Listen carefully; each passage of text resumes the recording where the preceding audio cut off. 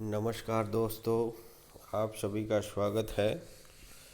पिछली क्लास में हमने ब्यूरोक्रेसी के बारे में पढ़ा, नौकरशाही के बारे में पढ़ा।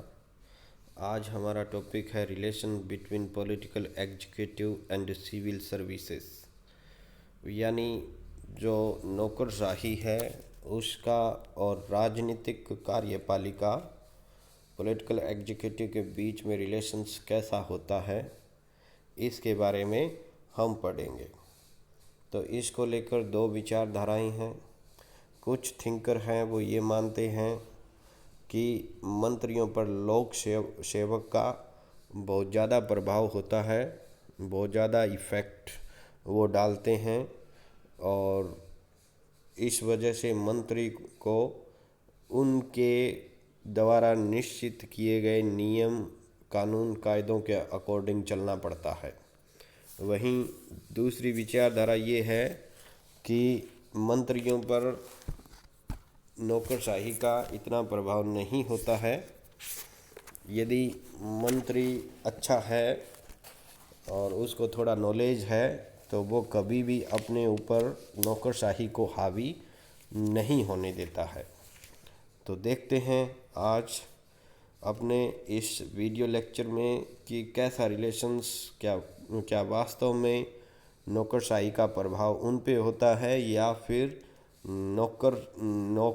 राजनीतिक एग्जीक्यूटिव का प्रभाव है वो नौकरशाही पे होता है, यानी दोनों के रिलेशंस कैसे होते हैं, इसके बारे में हम आज पढ़ेंगे। इससे पहले आप सभी से निवेदन है मेरे चैनल को लाइक शेयर एंड सब्सक्राइब करें। तो चलते हैं। संसदीय लोकतंत्र में आपको पता ही है कि हमारे यहाँ या ब्रिटेन में संसदीय लोकतंत्र को अपनाया गया है। तो संसदीय लोकतंत्र में दो प्रकार की कार्यपालिका होती है, एक तो पॉलिटिकल एग्जीक्यूटिव और दूसरी होती है स्थायी कार्यपालिका, जिसको हम सिविल सर्विसेज जो बोलते हैं। तो ये दोनों कार्यपालिकाएं आपस में काम करती है। तो दोनों में फ़र्क होता है। राजनीतिक कार्यपालिका जो होती है वो अस्थायी होती है, चुनाव के द्वारा इनकी नियुक्ति होती है, यानी 5 वर्ष के लिए नियुक्ति इनकी होती है चुनाव के द्वारा। तो 5 वर्ष तक की स्थायी होती है और इस दौरान 5 वर्ष के बीच में भी इनको कभी भी हटना पड़ सकता है। इनका काम नीति निर्माण करना होता है, यानी संसद में बैठकर ये नीतियों का निर्माण करते हैं और इनके लिए कोई शैक्षणिक योग्यता की आवश्यकता नहीं होती है। यानी हमारे यहाँ यदि फाइनेंस डिपार्टमेंट में आपको क्लर्क की नौकरी करनी है तो आपको बहुत अच्छा गणित का नॉलेज होना चाहिए और एक जैसे स्नातक लेवल की डिग्री आपके पास होनी चाहिए। लेकिन उसी फाइनेंस डिपार्टमेंट का हेड यानी जो मंत्री है उसको पास कोई डिग्री है या न है कोई इम्पोर्टेंस नहीं रखता है, क्योंकि उसने यदि चुनाव जीता है और उसकी अपने राजनीतिक दल में अच्छी पैठ है, अच्छा विश्वास है, अपने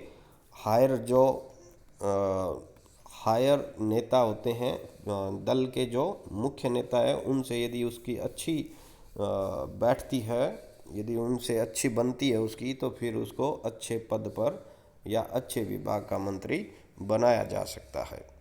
तो उसी तरह स्थायी कार्यपालिका यानी जो सिविल सर्विसेज होती है या यूं कहें सिविल सर्वेंट जो होते हैं उनको उनकी नियुक्ति है वो शैक्षणिक योग्यता के आधार पर उनकी भर्ती होती है। यानी हर लेवल, जैसे आईएएस बनोगे तो आपको बैचलर डिग्री होनी चाहिए, या फिर कॉलेज में लेक्चरर बनना है तो आपको यूजीसी नेट प्लस एमए होनी चाहिए। यानी हर लेवल के लिए यदि एसएससी देते हो तो क्लर्क लेवल देते हो तो 12वीं पास होना चाहिए, और बीएससी ग्रेजुएशन लेवल देते हो ऑफिस जिसमें इंस्पेक्टर बनते हैं। तो उसके लिए मेरा कहने का मतलब है कि हर एक पोस्ट के लिए एक योग्यता डिसाइड की गई है। राजनीतिक परिवर्तन के साथ इनका परिवर्तन नहीं होता है। लूट प्रणाली यहाँ नहीं है। लूट प्रणाली एक समय अमेरिका में थी, जिसमें ये कहा गया था कि जो भी राजनीतिक कार्यपालिका आती थी वो अपने ही जो अपने रिलेटिव्स होते थे या फिर अपने दल के लोगों को ही सरकारी नौकरी में रखती थी। ये प्रणाली काफ़ी समय तक हरियाणा में चलती रही है, लेकिन वर्तमान में ऐसा कुछ नहीं है।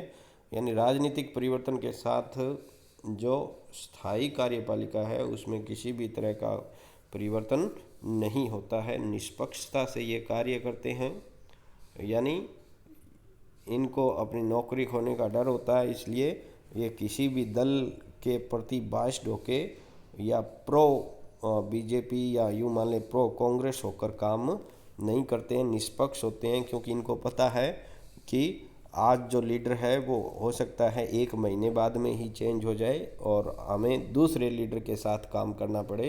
इसके लिए निष्पक्षता से काम करने की कोशिश ये करते हैं। नीतियों को लागू करना, जैसे जो राजनीतिक कार्यपालिका थी उसका काम था नीतियों का निर्माण करना और उनके द्वारा निर्मित नीतियों को लागू करने का काम है वो स्थायी कार्यपालिका का होता है। तो दोनों में आपको फ़र्क भी आ गया, पता चल गया होगा, दोनों में अंतर भी आपको पता चल गया है। तो अब हम आगे देखते हैं मंत्रियों। अब ये विवाद का विषय ये रहता है कि ये सब होते हुए भी संसदीय शासन प्रणाली में मंत्रिमंडल ही वास्तविक कार्यपालिका है। प्रशासन को विभिन्न भागों में आपको पता है कि बांटा गया है। प्रशासन को विभिन्न भागों में बांटा गया है और हर डिपार्टमेंट है, हर विभाग है, वो किसी न किसी मंत्री के अधीन होता है और मंत्री अपने विभाग के प्रशासन को चलाने के लिए जिम्मेवार होता है। प्रत्येक विभाग में स्थायी कर्मचारी होते हैं, यानी सबसे ऊपर मंत्री होगा, उसके नीचे डायरेक्टर होते हैं या सेक्रेटरी होते हैं, फिर उसके नीचे अन्य जो कर्मचारी होते हैं वो मंत्री की सहायता के लिए काम करते हैं। और मंत्री और लोक सेवकों में भी मतभेद अक्सर बने रहते हैं। इसलिए कुछ विद्वानों का मत है कि स्थायी कर्मचारी का महत्व इतना ज़्यादा बढ़ गया है कि इंग्लैंड में यह आम कहा जाता है कि वहाँ पर वास्तविक शासन मंत्रियों द्वारा न चलाकर स्थायी कर्मचारियों द्वारा चलाया जाता है। लास्की ने भी कहा है, लास्की ने भी कहा है कि स्थायी कर्मचारियों की महत्ता का वर्णन करते हुए ये बोलते हैं कि संसद मंत्रियों के हाथ में तथा मंत्री स्थायी, यानी संसद है वो मंत्री के हाथ में और मंत्री है वो कर्मचारी के हाथ में नियंत्रित हो गई है या उसके अधीन चली गई है, ऐसा लास्की का मानना है। और आगे चलकर लास्की का यह कहना सही भी है कि दोनों के संबंध वस्तुतः उनके व्यक्तित्व पर आधारित होते हैं। यदि मंत्री का व्यक्तित्व प्रभावशाली और महान है तो मंत्री लोक सेवकों पर हावी रहते हैं, और यदि मंत्री का व्यक्तित्व कमज़ोर और ढीला ढाला है तो लोक सेवक के हाथों का कठपुतली बनकर एक मंत्री रहता है। तो अब हम इसका बिंदुवार अध्ययन करते हैं। जैसा पहला बिंदु है मंत्री जब हम देखते हैं मंत्रियों पर लोक सेवकों का प्रभाव कैसे होता है, क्या प्रभाव होता है, तो सबसे पहला कि मंत्री नौसिखिए होते हैं। जैसा आपको पता ही है कि संसदीय लोकतंत्र में किसी न किसी विभाग में एक मंत्री होता है और मंत्री की नियुक्ति राजनीतिक आधार पर होती है। और बहुमत दल का जो नेता, बहुमत दल जिसको लोकसभा में बहुमत मिलता है उसी के किसी व्यक्ति को मंत्री बनाया जाता है, यानी जिसकी दल में साख अच्छी है उसको मंत्री बना दिया जाता है। लेकिन उसे उस विभाग की पूरी जानकारी हो ये कोई आवश्यकता नहीं है। एडमिरलिटी के प्रथम लॉर्ड नियुक्त होने पर सर एडवर्ड कॉर्सन ने कहा था, सर एडवर्ड कॉर्सन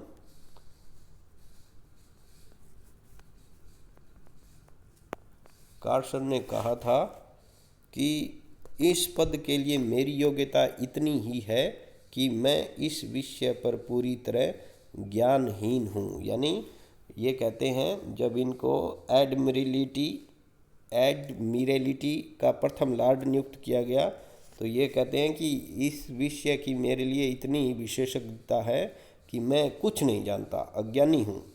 राजनीतिक दल में जिस व्यक्ति का अधिक महत्व होता है उसको अधिक महत्व का विभाग सौंप दिया जाता है। मुनरो ने कहा है कि ब्रिटिश युद्ध विभाग का अध्यक्ष कई बार दार्शनिक या पत्रकार होता है। नौसेना विभाग का अध्यक्ष कई बार व्यापारी या वकील होता है और व्यापार बोर्ड का अध्यक्ष कई बार विश्वविद्यालय के कोई प्रोफेसर हो सकता है।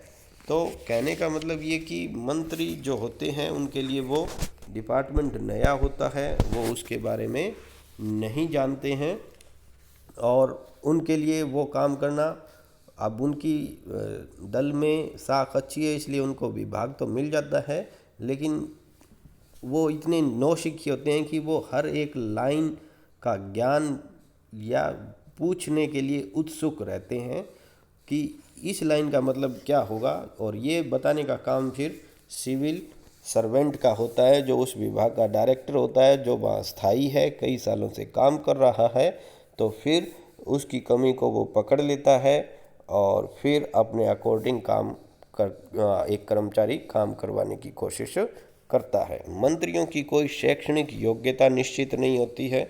जैसा कि आपको पता है कि हमारे यहाँ उदाहरण ले लीजिए कि आपको यदि किसी डिपार्टमेंट में बाबू बनना है तो आपको एक निश्चित योग्यता होनी चाहिए। सर सिडनी लॉ का कथन है कि एक युवक को वित्त मंत्रालय में दूसरे दर्जे का क्लर्क बनने के लिए गणित की परीक्षा पास करना आवश्यक है, परंतु उसी डिपार्टमेंट के वित्त मंत्री को एक अधेड़ आयु का जो व्यक्ति हो सकता है, जो अंकों के बारे में जिसने उसे ऑक्सफोर्ड या ईस्टर्न विश्वविद्यालय में पढ़ा था, वो उसको भूल चुका है और उस बिंदुओं को जानने के लिए वो उत्सुक होता है। यानी एक बाबू के लिए तो आपको एक गणित की परीक्षा पास करनी पड़ेगी, लेकिन एक मंत्री जो बहुत पुराना 50-60 साल का व्यक्ति है और वो अपनी जो कुछ पढ़ा था वो भूल भी गया है और उसी को मंत्री बना दिया जाता है। तो कहने का मतलब शैक्षणिक योग्यता का अभाव होता है और कोई शैक्षणिक योग्यता की ज़रूरत नहीं होती है। इससे कोई भी व्यक्ति मंत्री बन जाता है। स्थायी कर्मचारी विशेषज्ञ होते हैं जिस कारण मंत्री को उन पर निर्भर रहना पड़ता है। मंत्रियों की राजनीतिक आधार पर नियुक्ति होती है। जैसा मैंने आपको पहले ही बता दिया, यदि दल में साख अच्छी है, प्रधानमंत्री का विश्वास पात्र है, संसद के कुछ सदस्य उसके साथ हैं, तो फिर उसकी एक अच्छे डिपार्टमेंट में नियुक्ति हो जाती है। विशिष्ट क्षेत्र या विशिष्ट विभाग में दक्ष हो ये नहीं देखा जाता है। अपने विभाग का काम ठीक प्रकार से चलाने के लिए मंत्री को स्थायी कर्मचारियों के ज्ञान और अनुभव पर ही निर्भर रहना पड़ता है और उन्हीं के सहयोग से वो अपनी नीति और कानून को अपने विभाग में अच्छी तरह लागू करवा सकते हैं। निश्चित अवधि का न होना नेक्स्ट टॉपिक है। निश्चित अवधि का न होना, जैसे कि आपको पता ही है, इनका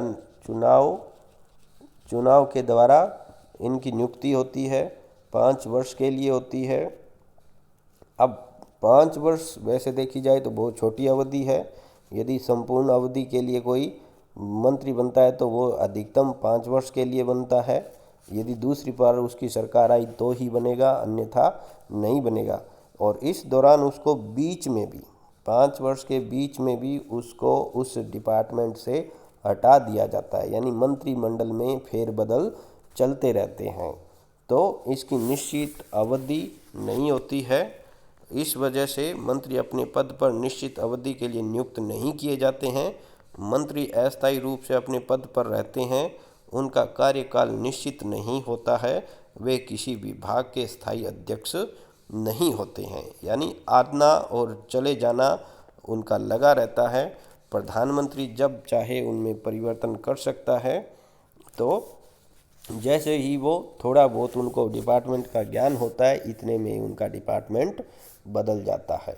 समय का अभाव, जैसा कि मैंने अभी बताया, चुनाव के आधार पर इनकी नियुक्ति होती है और नियुक्ति होने की वजह से इनके पास समय का अभाव रहता है, क्योंकि ये दल के महत्वपूर्ण सदस्य होते हैं और अपने निर्वाचन क्षेत्र के प्रतिनिधि भी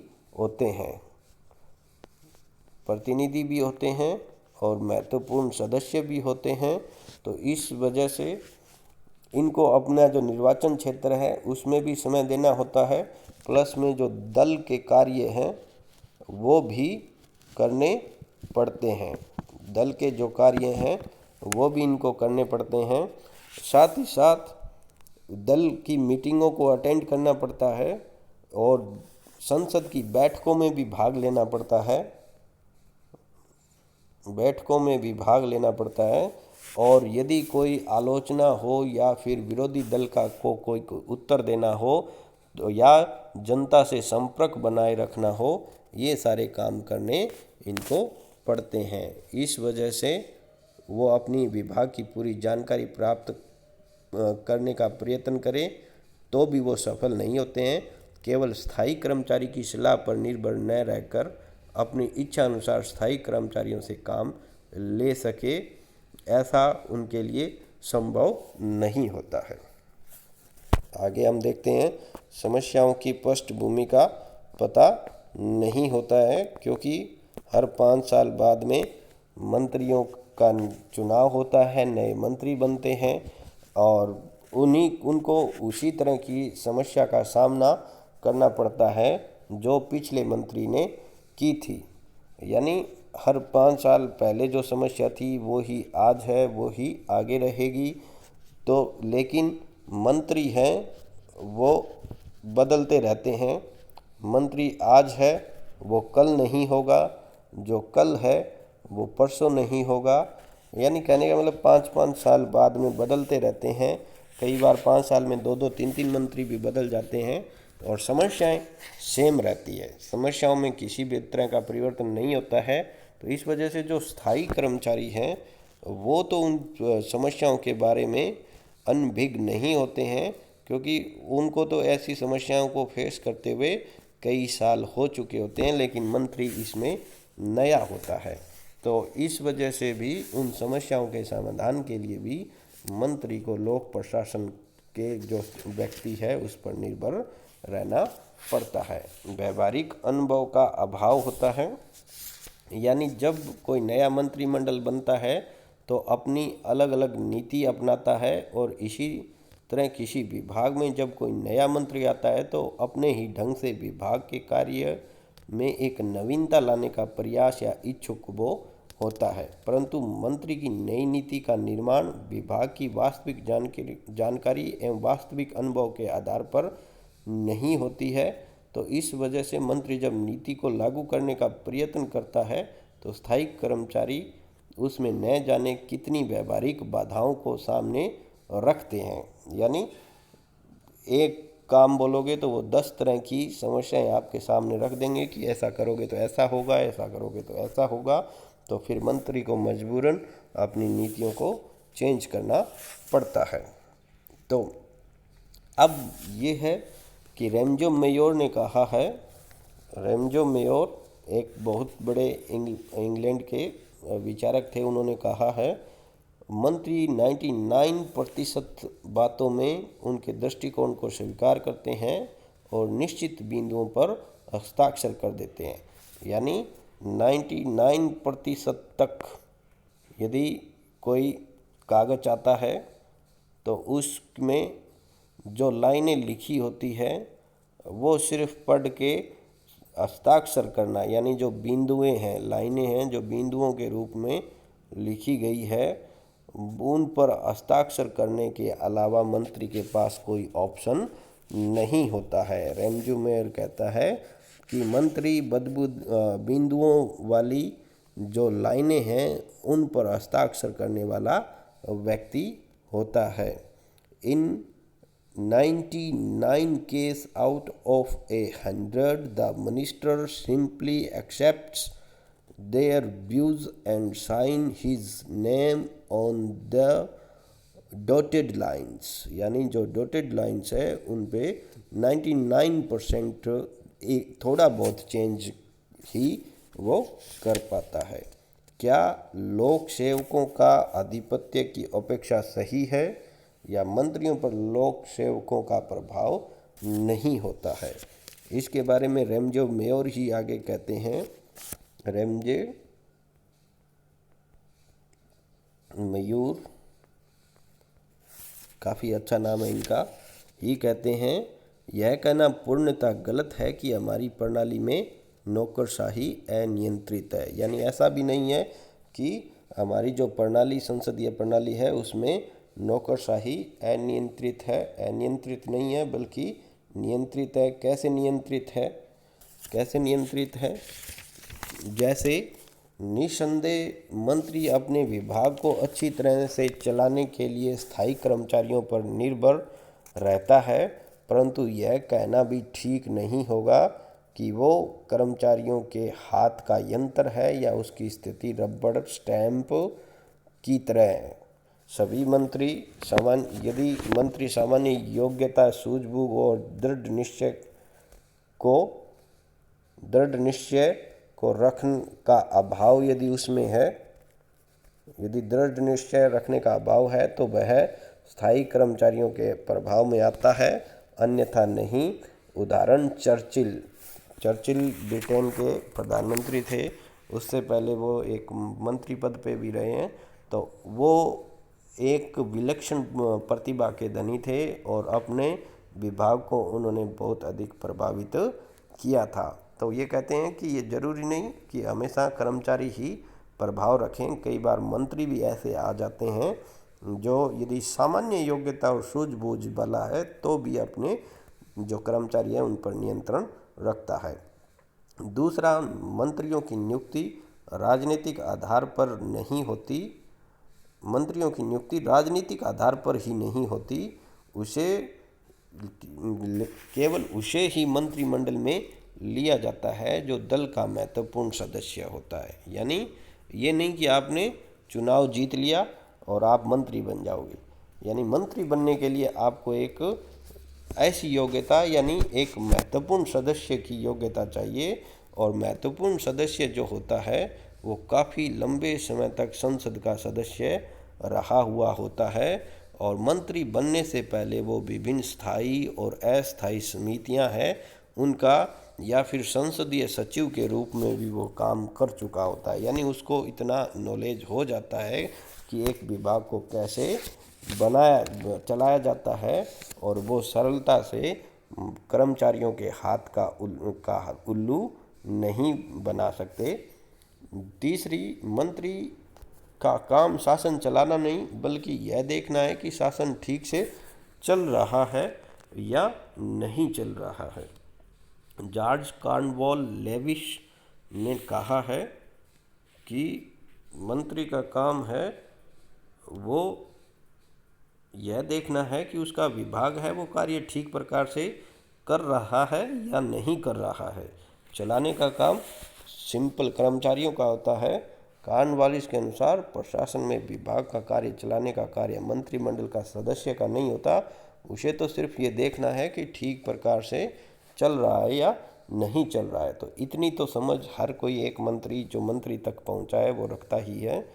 मंत्री बहुमत दल का सदस्य होता है, उसके निश्चित कार्यक्रम और नीतियां होती है। यानी कोई मंत्री तभी बनता है जब उसके दल को बहुमत मिला होता है, और बहुमत दल का नेता होने के वजह से अब जब कोई दल चुनाव जीतेगा तो उसकी कुछ निश्चित कार्यक्रम होंगे, निश्चित घोषणाएं होती है, नीतियाँ होती है, और उनका उत्तरदायित्व तो यही होता है कि उन नीतियों को लागू करना। स्थानीय कर्मचारी की किसी ऐसी सलाह में मंत्री या ऐसी बातों में नहीं आता है जो उसके दल की नीति और कार्यक्रम के विरोध में हो। यानी दल की नीति और कार्यक्रम से बाहर जाके कोई मंत्री काम नहीं करता है। तो ये कुछ ऐसे टॉपिक हैं जिसमें ये है कि रैमजे मैकडोनाल्ड, अब रैमजे मैकडोनाल्ड क्या कहते हैं कि कैबिनेट लोगों और विशेषज्ञों को जोड़ने वाला पुल है। यह सिद्धांत को व्यवहार से जोड़ता है, यानी ये जोड़ने वाला एक पुल है जो सिद्धांत को व्यवहार से जोड़ता है। लोक सेवा के लोगों को सभी प्रशासनिक समस्याओं का पहले ही ज्ञान नहीं होता। वे अपने समक्ष आने वाली समस्याओं का समाधान अपने सामान्य विवेक द्वारा ही करते हैं। तो उसी तरह विवेक से ही मंत्री अपने आप का काम चलाता है। निष्कर्ष में हम कह सकते हैं कि लास्की की कोटेशन को कोट करते हैं कि असैनिक सेवाएं परिणाम सूचित करती है, अपने आदेश नहीं चलाती। निर्णय मंत्री का होता है। असैनिक सेवा का कार्य उस सामग्री को उपस्थित करना है जिसके आधार पर उनके विचार में एक उचित निर्णय किया जा सके। यानी निर्णय लेने का काम मंत्री का होता है, सिर्फ सूचनाएं जुटाने का काम है वो एक कर्मचारी या असैनिक सेवा का होता है। इसलिए निर्णय तो मंत्री ही लेता है और वो अपनी सूझबूझ से लेता है। प्रोफेसर मुनरो ने कहा है, मुनरो ने कहा है कि दोनों ही आवश्यक हैं। एक सरकार को लोकप्रिय बनाता है और दूसरा उसे दक्ष बनाता है। यानी वो कहते हैं कि दोनों ही इम्पोर्टेंट होते हैं, किसी एक से काम नहीं चलता है। यानी एक उसको लोकप्रिय बनाता है, यानी जो नेता है वो लोकप्रिय बनाएगा, और दूसरा उसको एफिशिएंट बनाता है। तो इसलिए दोनों ही ज़रूरी है, दोनों का सहयोग से ही एक अच्छा प्रशासन चल सकता है। थैंक यू, नेक्स्ट क्लास में मिलते हैं।